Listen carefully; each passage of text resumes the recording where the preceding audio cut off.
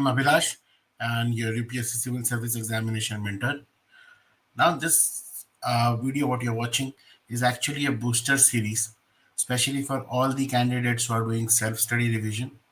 And you understand that what now it is needed is not any new resource or any new item, but whatever we have read, whatever we have understood in the past, we have to relook at them. And the best part about these 2 months which are remaining, or 50 days which are remaining, is you have to practice lot of MCQs and analyze where you are getting wrong, where your conceptual clarity is required, and where there is challenge which you are unable to understand. In this regard, in my previous video, I had shared about the diagnosis test where you can see in the channel, and you can give that diagnosis test and we can analyze your strength area and weak area and how to take forward, especially for the Pitt attempters who are fully boosted up to show their readiness for these prelims, how to work out a strategy for clearing these prelims. You can do that. So you can see my previous video in the channel. So today, as this is the first lecture, we start with yes, the Indian Constitution, evolution of Indian Constitution. I must tell you this: as a part of being civil servant, you are the constitution keeper, and that's the reason why this service upholds the largest or highest respect for anything else. Even if you see a lot of stories, lot of way perspective where people say why it is important, I must tell you the way we celebrate our independence is because we have something called as Indian Constitution, which keeps our democracy alive. And here, who are the democracy keepers? They are not just the multiple stakeholders, and civil servants are one of the critical ones who see the implementation on ground, on ground facilitation of whatever written in constitution to the people. Now, in this lecture series today, while I start, there might be challenges where my diction or my way of speaking may not be understood. There might be challenge where, I may switch into Hindi while speaking also. But essentially, my intention over here is for you to go through the topics which you see or what you hear from me uh, while we are doing while you're listening or to the lecture. The best way of listening it or why I'm doing it in the YouTube is you can increase the video rate to 1.5 times, and whatever I'm speaking will be faster, and in a very less time you'll be able to revise the things. So without any further ado,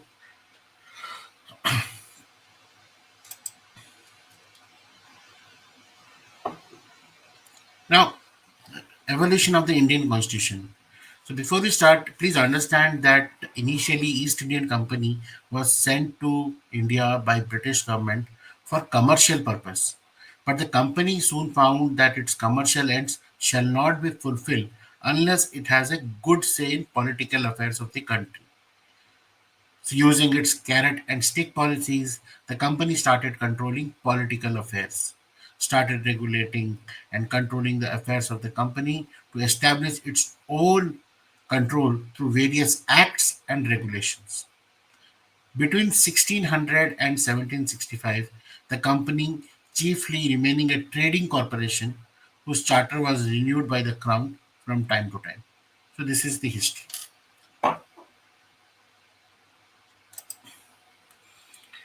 In this session today, we will explore all these charters from the colonial time, examining how various legislative acts contributed to the formation of world's lengthiest written constitution.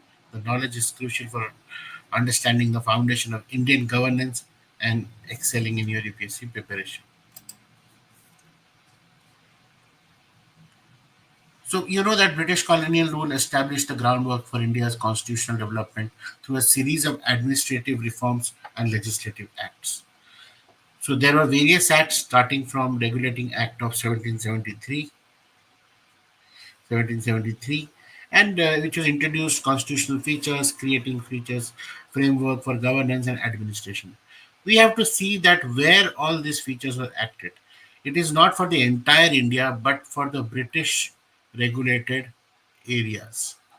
And this British regulated areas increased from 1765 or 1773 towards till 1857, where many various kingdoms were aware who did not have child or many other ways. They ensured that the British India increases, the regime or the governance area increases.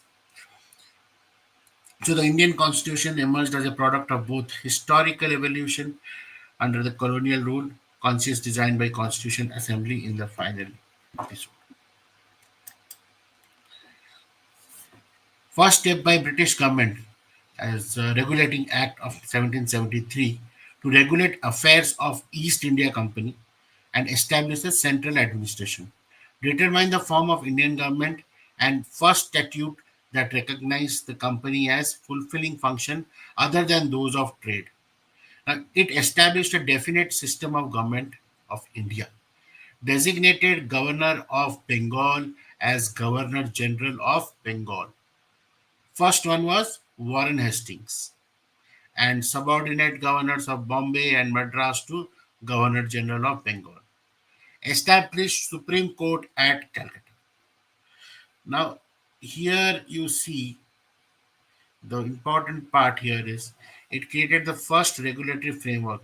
First time with this regulating act, in fact, the name itself is Regulating Act.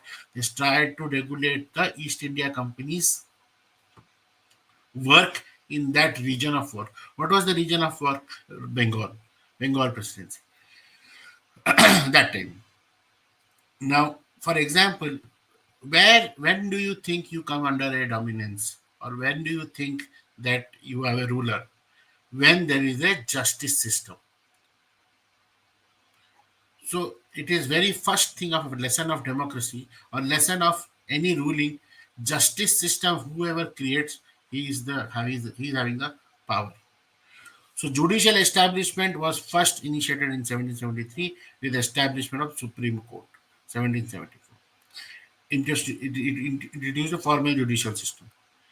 Now here the legal principles of British legal principle started in this 1773.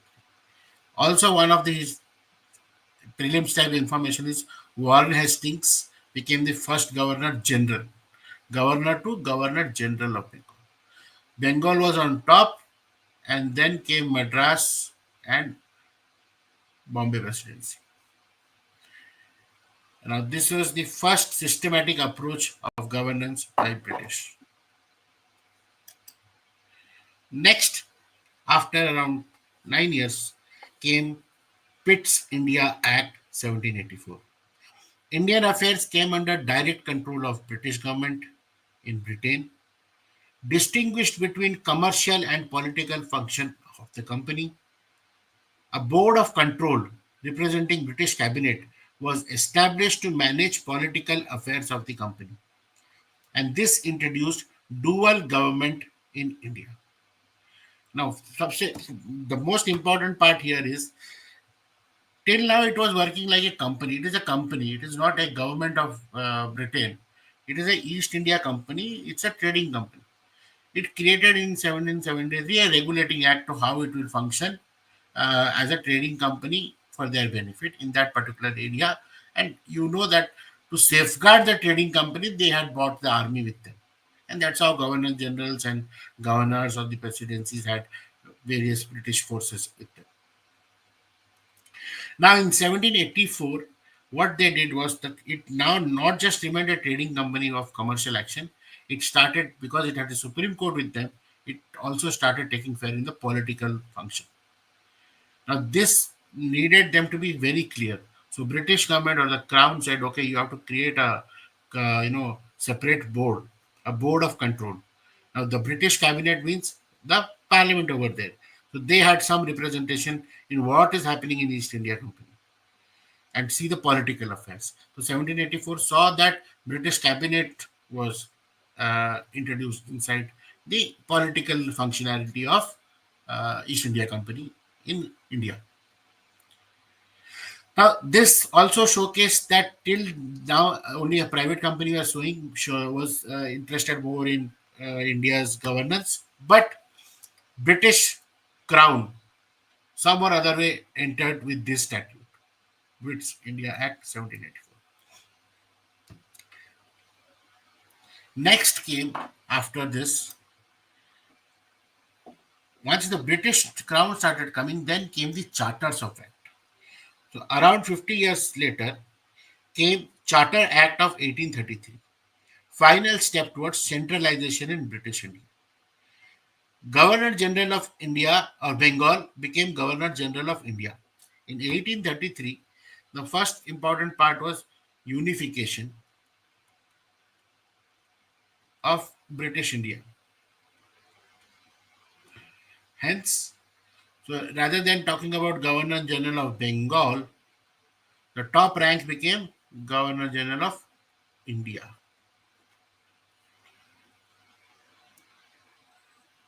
And Governor General was vested with all civil military powers.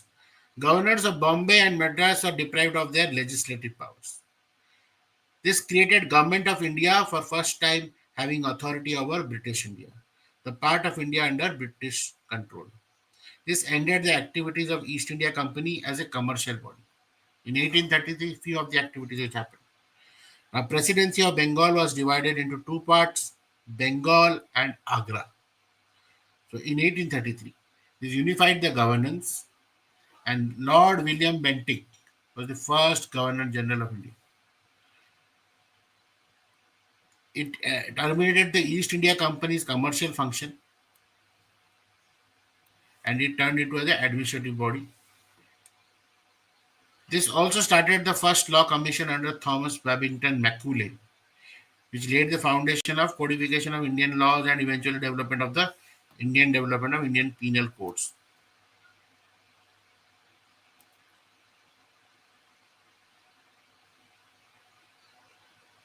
Next, after 20 years, came Charter Act of 1853, separated legislative and executive function of Governor General's Council. A separate lieutenant governor was appointed for Bengal, created separate legislative councils for India, but with only officials as its members. Also introduced open competition for civil services of the company and deprived the directors of the company their patronage powers. Now here, in 1853, they started creating the separation of legislative and executive function.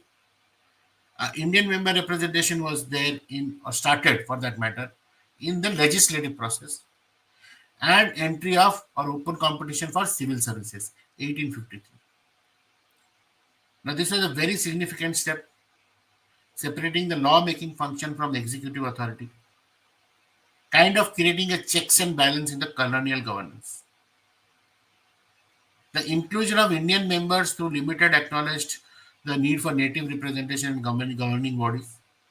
Meanwhile, the introduction of competitive examinations for civil service positions began to professionalize the administration on merit rather than on patronage.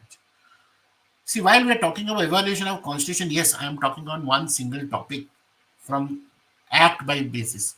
But you should, because you have already studied history, you should also recall during that period what was happening in India, what was leading them to create and come out with all this thing. If you see from 1800s till 1853, there are so many unrest, so many popular resistance movement happening, so many challenges, so many wars British were fighting. This was creating them to understand why, how to make things smoother or better for colonial governance. And that is how the changes were seen in the Charter Acts. So your fundamental should be very clear. Not that somebody just thought of doing it that this Charter Act and let us just allow to do this. No. There were efforts being made. There were people, leaders who were trying to make entry into the governance system, and that's how native governance started. Open competition started for civil services. So all these things are noted. So as a part of governance, student of bureaucracy or career bureaucracy, you should understand nothing happens overnight. There are things which starts or the dissatisfaction starts, and if you are unable to address them on time, they tend to create a new system altogether. Now, from 1853, we jump into the Governor of India Act 1858. This saw the rule of company replaced by rule of crown. Secretary of State for India was appointed to exercise the power of the crown. He was the member of British cabinet, responsible to British Parliament, and assisted by Governor General of India, and became the agent of the crown. So there was a new person called Secretary of State. Okay, and he would be responsible managing both the side, London and Crown and India, and also from Governor General he became viceroys, and the first viceroy was Lord Canning, first viceroy of India. So what did 1858 see? You remember also 1857 also, this during that time 1857 war was going on. The end of company rule, crown control directly under Queen Victoria, Secretary of State and Viceroy's appointment. Next came now that crown appointment was there and there is British, it was represented in the British Council. These acts are called as Indian Council Act. So Indian Council Act of 1861 that introduced some Indians as non-official members in legislature. Provision was also made for the inclusion of some Indians in the Governor General's councils. The seed of parliamentary system sown in India. Initiated process of decentralization by restoring Bombay and Madras legislative powers. Policy of legislative devolution introduced, which culminated into grant of almost complete internal autonomy for provinces in 1937. Empowered Governor General to frame rules of business, power that Indian President has today under Article 77. Statutory recognition to portfolio system. Member in charge of this department could issue final orders with regard to matters which concerned his department. Introduced now next, these are the areas which 1861 Act did. So it had representation for, or started the representation for Indians. Decentralization was also seen. Provincial legislation was seen that Bombay and Madras presidency. The seats of parliamentary system was shown in that time. Now the next Indian Council Act of 1892, it introduced indirect elections. The Viceroy still had power to nominate members, enlarged function of legislative councils. They had power to discuss budget and address questions to the executive, but they were not given the power of voting. So 1892 is very important that they could open up and ask question, but no power of voting. Then, after a lot of change, in the next century came Indian Councils Act 1909, which is also called as Morley-Minto reforms. Minto was the Governor General of India and Morley was the Secretary of State. Change name of Central Legislative Council to Imperial Legislative Councils. Officials had majority in it. Attempted for the first time the introduction of representative and popular element in the government. Provincial legislative councils had non-official majority. Introduced separate electorate system. Introduced communal representation for Muslims. Legalized communalism. And Lord Minto is also called as father of communal electorate. So 1909 saw the most important part of the separate electorate. Here comes the division through religion politics enters. Increased Indian members, executive council inclusion, appointed Satyendra Prasad Sinha as the first Indian member of the Viceroy Executive Council. So this communal division started over in 1909 Parliamentary reforms. Next comes Government of India Act 1919, Montague-Chelmsford reforms. Chelmsford was Governor General of India and Montague was Secretary of State. This act separated central subjects from provincial. Provincial subjects are two types: transferred and reserved. Transferred subjects administered by governor with aid of minister responsible to legislature. Reserved subjects administered by governor and his executive council without any responsibility to legislature. Diarchy, a dual system of government, was introduced and introduced a bicameral legislature, upper and lower house, like the birth of Lok Sabha and Rajya Sabha, we can say. This also created this center and state relationship. So if you see that this divided subjects into transferred Indian minister and reserved British officials, first experiment with partial, giving hand to the governance and to the Indian state upper house and legislative lower house. This is the parliamentary structure, the Rajya Sabha and Lok Sabha, and voting rights and expanded democratic participation through, although it was restricted.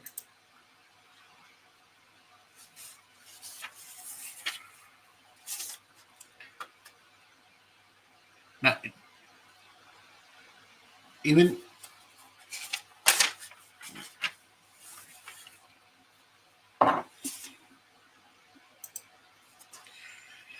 so, this also introduced direct election for the first time as majority members of both houses were directly elected.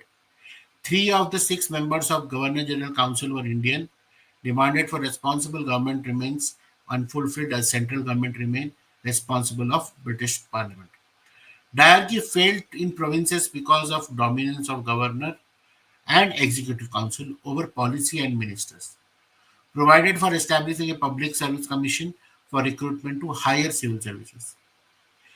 Local self-government became a provincial and transferred subject under a responsible Indian minister. So after 1919, it was a huge thing which 1919 Government of India Act included.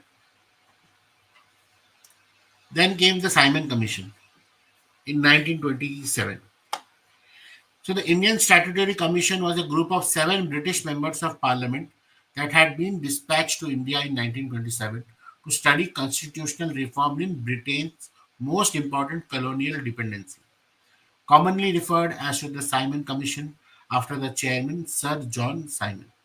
One of its members, Clement Attlee, who subsequently became the British Prime Minister, would oversee the granting of independence to India and Pakistan in 1947. The Commission's recommendations were future advance. The first principle was to the new constitution should, as far as possible, contain itself provision for its own development. It should not lay down too rigid and uniform plan, but should allow for natural growth and diversity. Constitutional progress should be outcome of practical experience, where further legislation is required. It should result from the needs of the time, not from the arbitrary demands of a fixed timetable. The Constitution, while contemplating and conforming to the ultimate objective, should not attempt to lay down length of the number of the stages of the journey. Almost responsible government of the provincial level, hierarchy should be scrapped and ministers responsible to the legislature would be entrusted with all provincial areas of responsibility. However, safeguards were considered necessary in areas such as maintenance of peace and tranquility and the protection of the legitimate interest of the minorities. This safeguard would be provided mainly by the grant of special powers to the governor. It also saw the birth of federation.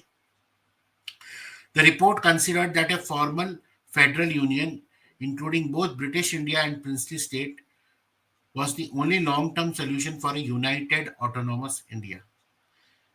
And some immediate recommendation at the center to help the growth of political consciousness in the people, the franchise should be extended and the legislature enlarged.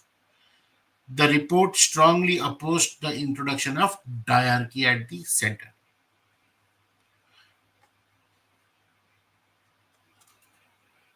Now, this Simon Commission had zero Indian member with zero representation of India, and it was appointed 2 years earlier than scheduled in the Government of India Act 1919, and it faced a lot of boycott. So it recommended abolition of hierarchy, establishment of autonomous provincial government, and a federal structure for India.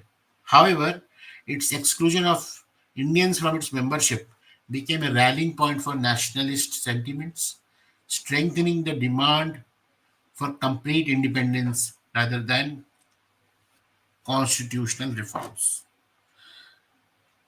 Sampurn Swaraj. Now, with that, whole lot of things were happening during that era of 1927, 1932, and then came government of, the world wars had happened, so many things. The world was going through a depression, a great economic depression. The entire geopolitical narratives of that world was changing during that time, and then came Government of India Act 1935. Now, this is one of the most basic foundation because the constitution, because most of it, what we see today, has the inception during this. Government of India Act 1935 provided for establishment of All India Federation with its units consisting of provinces and princely state. Three list of subjects: federal, provincial, and concurrent. And it introduced residuary powers with Governor General or Viceroy. Abolished hierarchy in provinces and introduced provincial autonomy. Introduced hierarchy at center and bicameralism in provinces. In in Bombay, Madras, Bengal, Assam, Bihar, and United Provinces. Introduced responsible governments in provinces, that is, governor responsible for provincial legislature. Established a federal court having original appellate and advisory jurisdiction. Provided for the protection of the rights and privileges of the members of civil services. Provided for establishment of not only Federal Public Service Commission, but also a provincial public service commission and a joint public service commission for two or more provinces. Some innovation during that time also saw Reserve birth of Reserve Bank of India and Federal Public Service Commission. It had spoken about a federal structure of three-tier government structure, division of powers between center and provinces, giving provincial autonomy to provinces with responsible government, and formed the basis for, and this became the basis of actually provincial administration until independence. So, Government of India Act, and then the final India Independence Act 1947. It declared India as independent and sovereign state, created two independent dominions, Governor General of each appointed by King, India and Pakistan, established responsible government at both center and provinces, designated Governor General of India and provincial governors as constitutional heads, nominal heads. It assigned dual functions, that is, constitution and legislative, to the Constituent Assembly in 1946. It declared this Dominion legislature as a sovereign body. Till 1947, government functioned under the provisions of 1919 Act, as the provisions of 1935 Act relating to federation and hierarchy did not come into operation. So, India Independence Act in 1947 was or saw partition provision, India and Pakistan, British rule termination, sovereign legislatures, established Constituent Assembly for nations, and Constituent Assembly powers.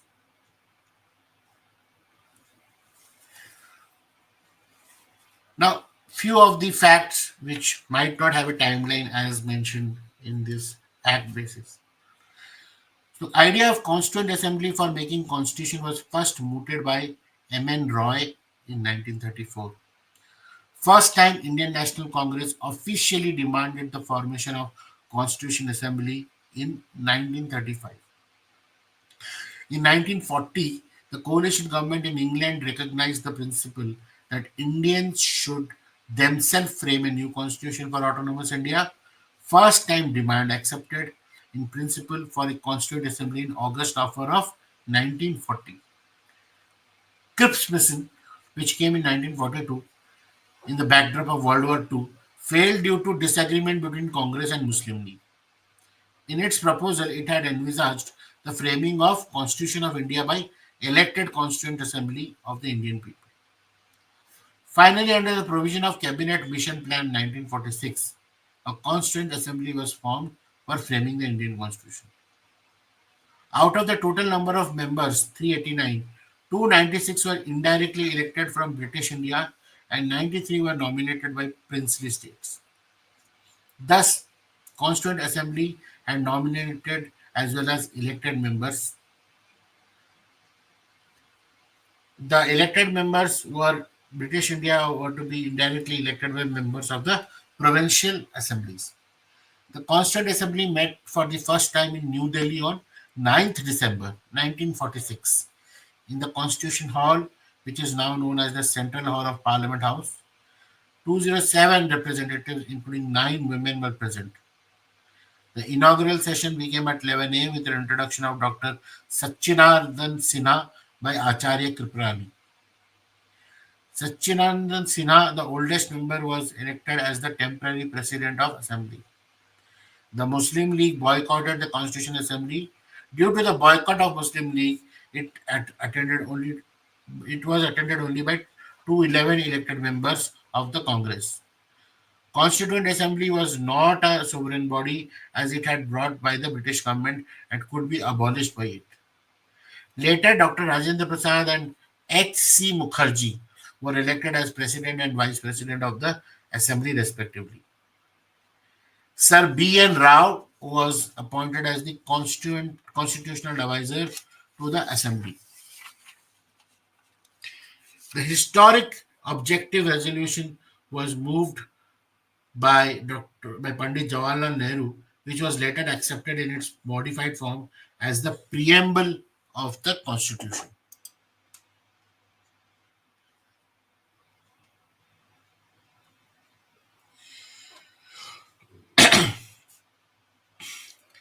In addition to the making of constitution and enacting of ordinary laws, the Constitution Assembly also performed following functions. It ratified India's membership to the Commonwealth in May 1949. It adopted the national flag on 22nd July 1947. It adopted the national anthem and national song on January 24, 1950. It elected Dr. Rajendra Prasad as the first President of India on January 24, 1950. On the 26th November 1949, Constitution was declared as passed after the signature of the Constitution Assembly. It took the signature of the President of the Assembly. Thus, on 26th November 1949, the Constitution of India was adopted. The Constitution Assembly took 2 years, 11 months, and 17 days to complete its historic task of drafting the Constitution for the independent India. During this period, it held 11 sessions covering a total of 165 days. As to its composition, members are chosen by indirect election by the members of the provincial legislative assemblies according to the schemes recommended by the cabinet missions. On 29 August 1947, the Constituent Assembly set up a drafting committee under the chairmanship of Dr. B.R. Ambedkar to prepare a draft Constitution of India.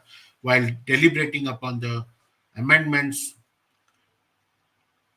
the Assembly moved, discussed, and disposed as many as 2,473 amendments out of the total 7,635 tabled. The Constitution of India was adopted on 26 November 1949, and the honorable member appended their signature to it on 24 January 1950. In all, 284 members actually signed the Constitution. The provision related to the citizenship, elections, provincial provisional parliament and temporary provisions were given effect from 26th November 1949. So citizenship, elections, and provisional parliament and temporary provision were given effect from 26th November 1949. The rest of the constitution came in force on 26th January, and date is referred as the date of commencement to commemorate the Independence Day celebrated since 1930 after the passage of Purna Swaraj resolution.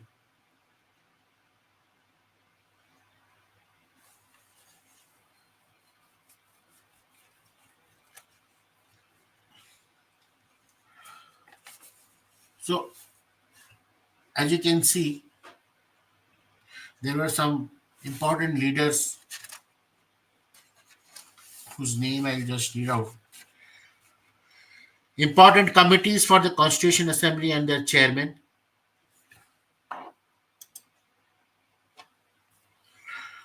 Name of committee is Committee on the Rules of Procedure, Rajendra Prasad ji. Steering Committee, Rajendra Prasad ji. Finance and Staff Committee, Rajendra Prasad ji.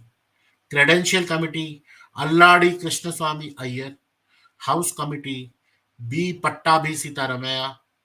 Order of Business Committee, K. M. Munshi. Ad hoc Committee on the National Flag, Rajendra Prasad ji. Committee on the Functions of the Constituent Assembly, G.V. Mavalankar. States Committee, Jawaharlal Nehru. Advisory Committee on Fundamental Rights, Minorities and Tribal Excluded Areas, Vallabhbhai Patel. Minorities Subcommittee, H.C. Mukherjee. Fundamental Rights Subcommittee, J.B. Kripalani. Northeast Frontier, Tribal Areas, and Assam Excluded in Partially Excluded Areas Subcommittee, Gopinath Bordolai. Excluded and partially excluded areas other than those in Assam and Subcommittee, A.V. Thakkar. Union Powers Committee, Jawaharlal Nehru. Union Constitution Committee, Jawaharlal Nehru. Drafting Committee, B.R. Ambedkar. The most important of the committee was the drafting committee, which was entrusted with the task of making new constitution. It had 7 members: Dr. Ambedkar, chairman, N. Gopalaswamy Iyengar, Alladi Krishnaswamy Iyer, Dr. K. M. Munshi, Sayyid Sadullah, and Madhav Rao. He replaced B. L. Mittal, who resigned due to ill health, and T. T. Krishnamachari. He replaced D. P. Khaitan, who died in 1948. The first draft of Constitution of India was published in February 1948. It was prepared by Sir B. N. Rao and Constitutional Advisor to the the Constitution Assembly. Dr. B. R. Ambedkar, the chairman of the drafting committee, is recognized as the father of the Indian Constitution.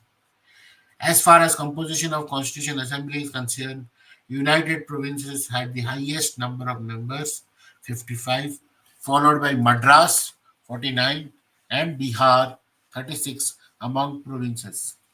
Among states, Mysore, 7 had the highest number. Status of Indian states under the British Crown. At the time of Government of India Act 1935, India was divided into two parts, British India and the Indian states. While British India comprised the 9 governors' provinces and some other areas administered by the Government of India itself, the Indian states comprised some 600 states, which were mostly under personal rule of the rulers or proprietors. The relationship between the Crown and the Indian states since the assumption of suzerainty of the Crown in 1858 came to be described by the term paramountcy. Paramountcy. The Indian state had no international life, and for external purposes, they were practically in the same position as British India.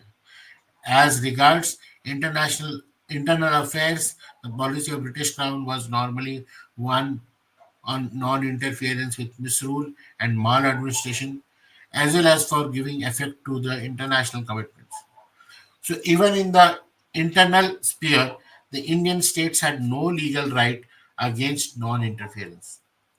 Now, Government of India Act 1935 envisaged a federal structure for whole of India in which Indian states could figure as units together with governors' provinces. Act differentiated the Indian states from the provinces in two respects, and this differentiation ultimately proved fatal for the scheme itself. Cabinet mission recommended that there should be a Union of India embracing both British India and the states, which would deal only with foreign affairs, defense, and communications, while the state would retain all powers other than these. When the Indian Independence Act was passed, it declared the lapse of suzerainty, paramountcy of the crown.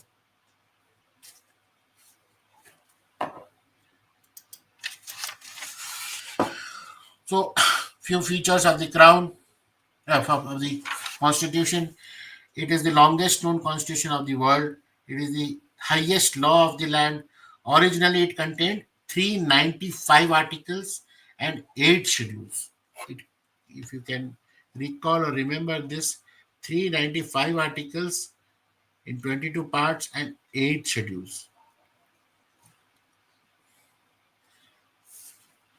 After amendment till date, there are more than 447 articles and 12 schedules. Indian constitution has borrowed various provisions from different countries. Indian constitution includes administrative provision in detail. There are fundamental principles of governance followed and reproduced in the constitution makers from Government of India Act 1935. Such provisions were borrowed from the act because people were familiar with the existing system. Constitution of India also includes the Constitution of Indian Federation States. State of J&K is an exception, as it has its own constitution, and Article 370 of Constitution of India provides it a special status. Now, this is gone after 2019. Okay, initially it was there. Indian Constitution provides for procedure and power for the amendment of the Constitution to the legislation under Article 368. Therefore, legislation is supplementary to the Constitution, and it has been supplemented multiple times with multiple amendments, practically like in 42nd, 43rd, and 44th Amendment in 1976-78. So, when it comes to amendment, only the few of the provisions of the Constitution that require ratification by the state legislature, and even then, ratification by only half of them would suffice. The rest of the constitution may be amended by special majority of the Union Parliament, that is, majority of not less than two-thirds of the members of each house present and voting, which again must be majority of total membership of the house.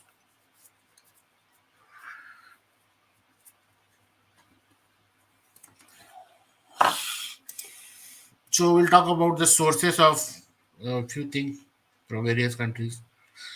From UK, parliamentary system, bicameral system, lower house more powerful, power of speaker in Lok Sabha, prime minister, council of ministers, single citizenship, and responsible to lower house.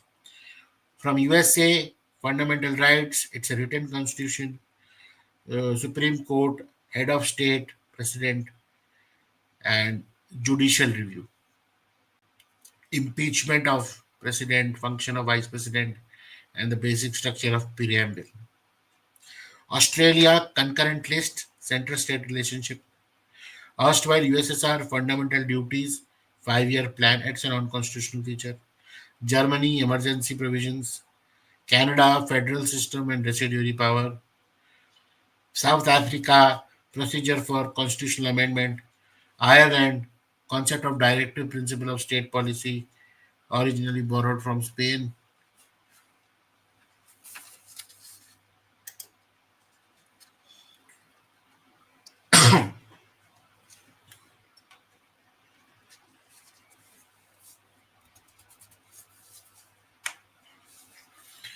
The constitution maker tried to make Indian constitution an exhaustive document, but taking into consideration the organic law, rooms has been left for conventions. Therefore, some powers of the Speaker of Lok Sabha has been left to conventions followed in England. Preamble is not enforceable part of Constitution. It serves following purpose, indicates the source from which Constitution derives its authority, states some of the objects which Constitution seeks to establish, declares great rights and freedoms. Three words, secularism, socialism, and integrity, were added to the preamble in 42nd Amendment Act 1976.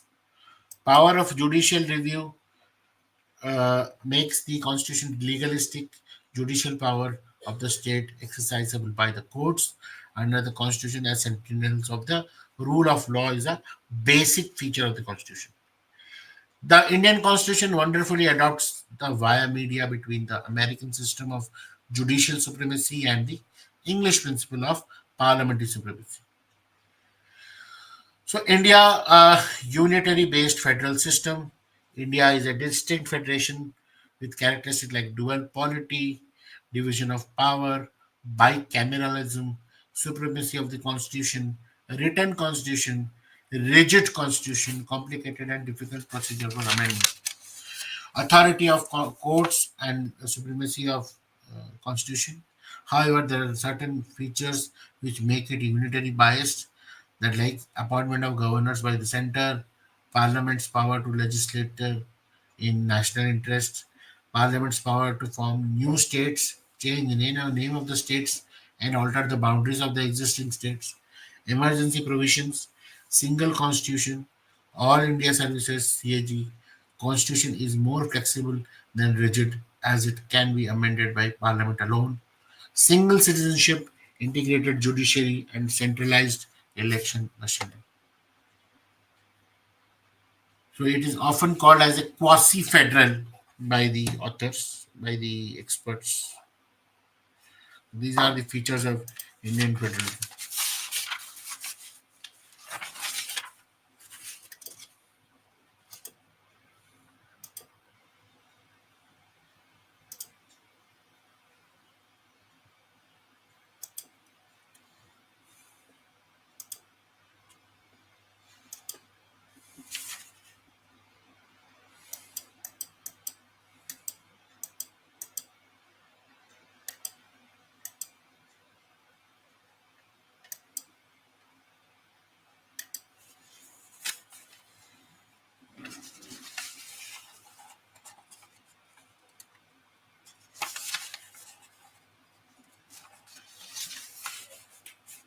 As a feature of Indian Constitution, I'll take you through the various parts of it, but we might also need to go in detail to all these again.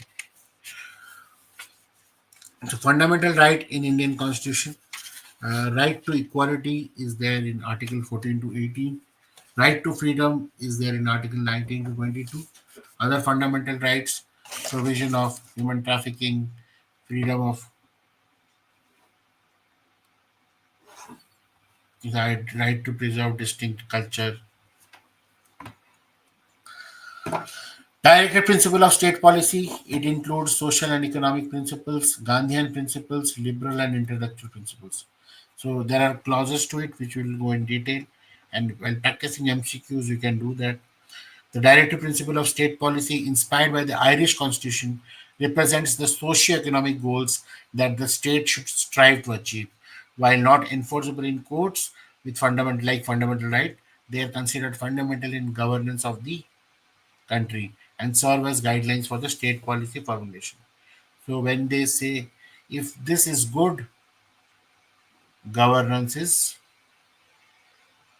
very good.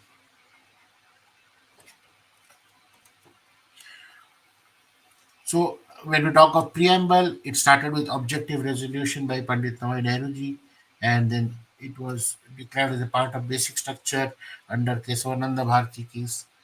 It was incorporated in November 26, 1949, and in 42nd Amendment, three words, socialist, secular, and integrity, was added in the preamble. It serves as the introduction of the Constitution, declaring India as a sovereign, socialist, secular, and democratic republic, and securing justice, liberty, securing equality, fraternity for all citizens. So It is today a part of Constitution and a reflect of its basic structure. Our constitutional amendment process is again a unique feature. Some provisions can go with simple majority. This include new states, formation, alteration of boundary, and related to second schedule and fourth schedule. Special majority is required for by two-thirds of the members of the house present there and voting in each house with quorum requirement met. Special majority with state ratification, which affects the federal structure. It requires special majority plus ratification by at least half of the state legislature. This includes election of president, extension of executive power, Supreme Court, High Court, and distribution of legislative power. Article 368 of the Constitution outlines the procedure for constitutional amendments.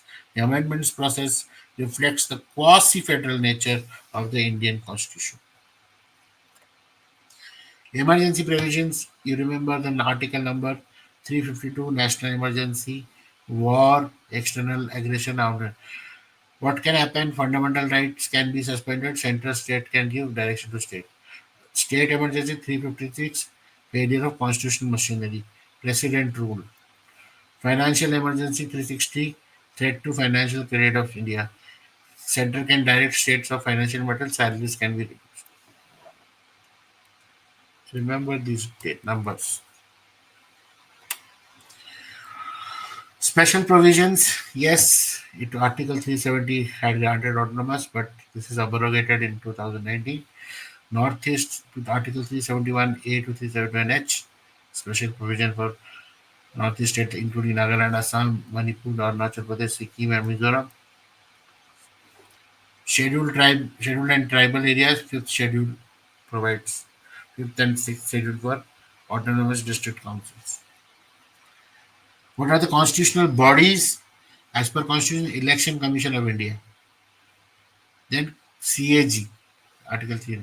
UPSC, Article 315. Finance Commission, Article 280. So few of the landmark cases when it comes to Constitution is basic structure came into picture after Kesavananda Bharati case 1970. In Golaknath 1967 case, fundamental right remains fundamental, cannot be taken away by constitutional amendment. In 1978, expanded the scope of Article 21 right to life to include right to life with dignity. S.R. Bomai case 1994, misuse of Article 356 President's rule and made it to subject to judicial review. Now, yes, we have gone through this. First and foremost, do the analysis, the practices, the practice workforce is there in the link. You can, it's 20 rupees, purchase it and practice it. Some 200 odd questions. And you should also do previous year's question. If you have enrolled in any of these revision program, like 35-day revision program, you get more questions to practice around. That's it. Stay consistent and focused. Remember, whatever you read will not go in one go. You have to do multiple times. All the revision with MCQs, whatever you do, you see you do it at least 3 to 4 times. Automatically it will have a visual memory in your mind. With this, today's session,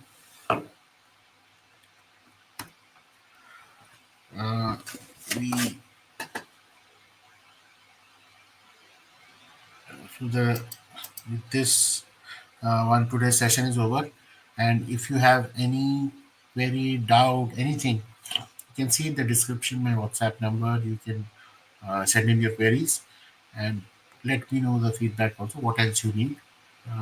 This series will continue till the time I can do for you, especially for the prelims readiness. And all the other links are there in the description. You can see it and enroll in any of the program which you feel for your self-study only. Do not overload with lot of information. Stay very precise, stay very focused. With that, all the best. Thank you.